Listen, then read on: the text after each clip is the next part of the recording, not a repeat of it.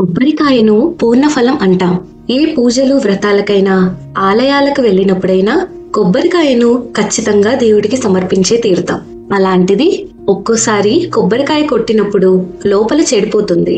అలా జరిగితే ఏమవుతుంది అని చాలా మందికి సందేహం వచ్చిండొచ్చు, ఆందోళన కూడా పడుతూ ఉండొచ్చు. దానికి సమాధానమే ఈ వీడియో. ఇప్పటి వరకు మంత్రస్వరం చూసి సబ్స్క్రైబ్ చేసుకుని వారుంటే ఇప్పుడే సబ్స్క్రైబ్ చేసుకుని బెల్ ఐకాన్ కూడా ప్రెస్ చేసి పెట్టుకోండి.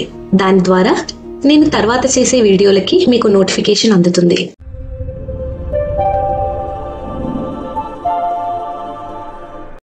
దేవుడికి కానీ వాహనాల ముందు కానీ ఏదైనా మంచి పని జరగబోయే ముందు షాపుల ముందు ఇళ్ల ముందు అలా కొడుతూ ఉంటాం కదా. ఒక్కోసారి పువ్వు వస్తుంది, అప్పుడు ఎంతో సంతోషపడతాం. కానీ ఒక్కోసారి లోపల కుళ్ళిపోతుంది. ఇలా కుళ్ళిపోతే ఏదో కీడు జరగబోతుంది, ఏదో అపచారం జరగబోతుంది అని అస్సలు భయపడాల్సిన అవసరం లేదు.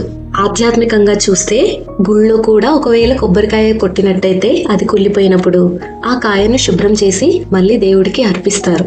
ఇలా చేసినప్పుడు దీనివల్ల ఆ దోషం కొబ్బరికాయదే కాని భక్తుడిది కాదని మనకు సూచిస్తుంది. ఇక మన ఇంట్లో పూజలో ఉన్నప్పుడు కుళ్ళిపోతే ఆ కాయను, ఆ కుళ్ళిపోయిన భాగాలు పడిన చోటును కొంచెం శుభ్రం చేసేసి మళ్ళీ పూజ ప్రారంభించుకోవచ్చు. ఇక వాహనాలకు కొట్టిన కొబ్బరికాయలు కనుక చెడిపోతే మా వాహనాలకుండే దిష్టి తీరిపోయినట్టే అని అర్థం చేసుకోవచ్చు. కొబ్బరికాయలు అనేవి మనం షాపుల్లో కొని తెచ్చే ముందు ఎన్ని రోజుల ముందు తెచ్చి పెడతారో అక్కడ తెలియదు. ఎలాంటి పరిస్థితుల్లో ఆ కాయలు ఉంటున్నాయో మనకు తెలియదు. మనకు కనిపించిన ఏదో ఒక కొబ్బరికాయను కొని తీసుకువచ్చి ఇంట్లో కొడుతూ ఉంటాం. కాబట్టి మీరు అస్సలు భయపడాల్సిన పనే లేదు. భగవద్గీతలో ఆ స్వామి చెప్పినట్టు మనం భక్తితో సమర్పించిన పువ్వు కానీ పండు కానీ ఆకు కానీ ఏదైనా ఆ స్వామి తప్పక స్వీకరించి మనల్ని అనుగ్రహిస్తాడు.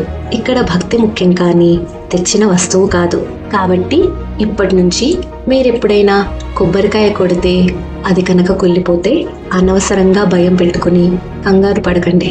ఇలాంటి మరిన్ని ఆధ్యాత్మికంగా చైతన్యపరిచే విషయాలు తెలుసుకోవడానికి, ఆసక్తికరమైన అంశాలను తెలుసుకోవడానికి మంత్రస్వరంని చూస్తూ ఉండండి.